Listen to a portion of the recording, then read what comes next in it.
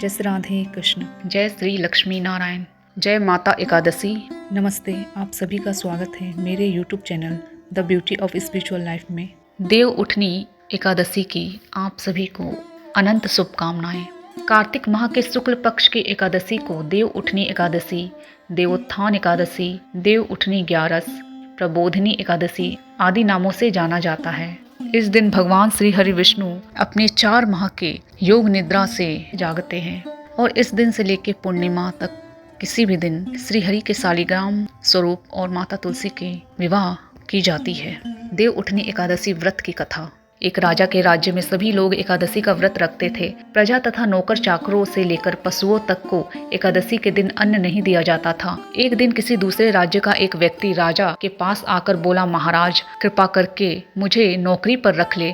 तब राजा ने उसके सामने एक शर्त रखी कि ठीक है, रख लेते हैं, किंतु रोज तो तुम्हें खाने को सब कुछ मिलेगा, पर एकादशी को अन्न नहीं मिलेगा। उस व्यक्ति ने उस समय हाँ कर ली, पर एकादशी के दिन जब उसे फलाहार का सामान दिया गया तो वह राजा के सामने जाकर गिड़गिड़ाने लगा, महाराज इससे मेरा पेट नहीं भरेगा, मैं भूखा ही मर जाऊंगा, मुझे अन्न दे दो। राजा ने उसे शर्त की बात याद दिलाई, पर वह अन्न छोड़ने को राजी नहीं हुआ। तब राजा ने उसे आटा, दाल, चावल आदि दिए। वह नित्य की तरह नदी पर पहुंचा और स्नान कर भोजन पकाने लगा। जब भोजन बन गया तो वह भगवान को बुलाने लगा, आओ भगवान, भोजन तैयार है। उसके बुलाने पर पीताम्बर धारण किए भगवान चतुर्भुज रूप में आ पहुंचे तथा प्रेम से उसके साथ भोजन करने लगे। भोजनादि करके भगवान अंतर ध्यान हो गए। तब वह अपने काम पर चला गया।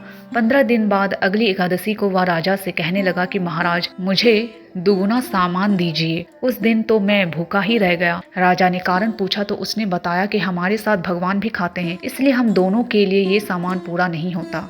यह सुनकर राजा को बड़ा आश्चर्य हुआ। वह बोला, मैं नहीं मान सकता कि भगवान तुम्हारे साथ खाते हैं। मैं तो इतना व्रत रखता हूँ, पूजा करता हूँ, पर भगवान ने मुझे कभी दर्शन नहीं दिए। राजा की बात सुनकर वह बोला, महाराज यदि विश्वास ना हो तो साथ चलकर देख ले।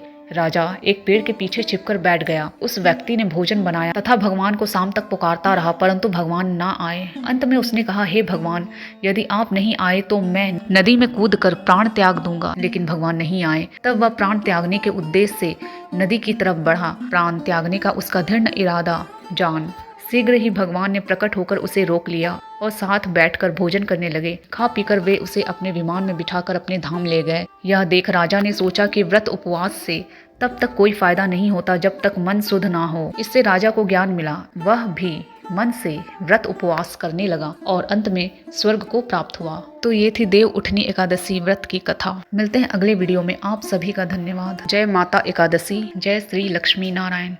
जय श्री राधे कृष्ण।